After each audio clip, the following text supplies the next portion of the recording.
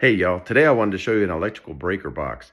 They can be a little bit intimidating to people who aren't used to working on them, just because they have a lot of electricity going around in them. So there's the thought and the truth that you can get quite a jolt. I mean, I wouldn't go reaching around and grabbing the wires inside, but yours should be fine to open it up, take a look around, and operate the breaker switches as needed. And it's very important to know where your breaker box is and how it works, so that if you need to cut power to a certain area, you can do that. Like if you need to change out a light switch or fix an overhead lamp. So this is my breaker box. I'll open up the cover and you can see all the breakers. Most boxes are set up very similarly.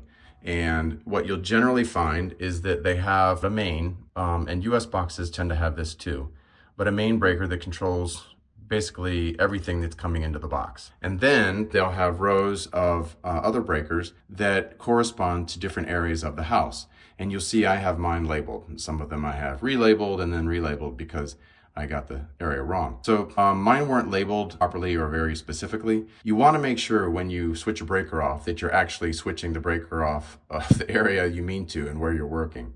So be really careful about that. Once you turn it off, go and use your electricity voltage meter or whatever kind of electrical tester that you have, and make sure that the voltage is actually off where you're working. Otherwise, you can get yourself quite a surprise and it's not fun. So here's how they work. I'll just go right over here to the refrigerator. How about that? It says, who needs a refrigerator?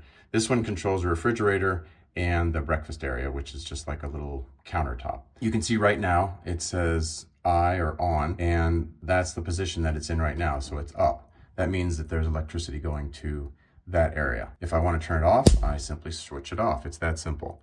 Now there's no power going there. Now I would go and test that area just to make sure, but I'm pretty safe to assume that there's no electricity going to that area and it's safe to work there. And then when I want to turn it back on, just switch it right back up. It's that simple.